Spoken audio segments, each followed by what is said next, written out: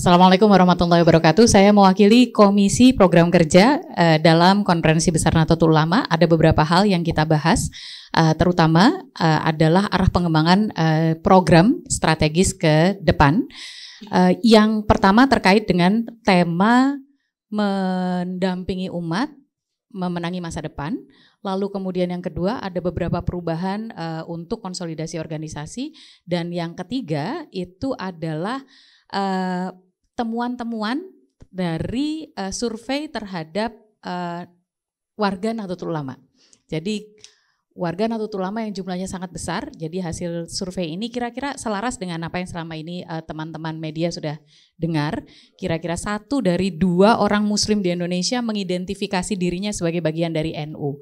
Karena itu NU sebagai jamiah, sebagai organisasi harus betul-betul memperkuat dirinya supaya kualitas dari 1 dari 2 orang muslim di Indonesia ini bisa kita wujudkan. Karena itu kemudian apa yang menjadi kebutuhan warga NU itu kami perhatikan. Yang pertama, arah pengembangan program itu dengan memperkuat bimbingan keagamaan, karena ini Nahdlatul Ulama adalah organisasi keagamaan. Jadi bagaimana faham Ahlussunnah wal Jamaah An-Nahdliyah yang dipegang oleh Nahdlatul Ulama itu betul-betul bisa hidup begitu ya, mewarnai kehidupan keagamaan di Indonesia. Karena itu NU akan fokus ke sana, memperkuat ini termasuk dakwah digital dan lain-lain. Pendekatan-pendekatan yang lebih sesuai dengan masyarakat urban, karena warga NU yang urban itu makin banyak, kalau dulu di desa sekarang di urban. Lalu kemudian yang kedua, meningkatkan kualitas program dan layanan untuk warga NU terutama di tiga tema, yaitu pendidikan, kesehatan, dan ekonomi. Karena ini yang dibutuhkan oleh warga.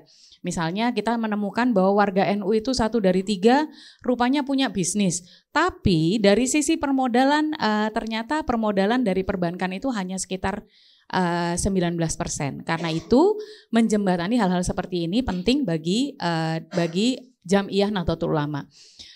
Program unggulan Gerakan Keluarga Maslahah itu menjadi ruang untuk mengkonsolidasikan gerakan semua kerja-kerja Nahdlatul Ulama sehingga wujudnya langsung terasa untuk warga.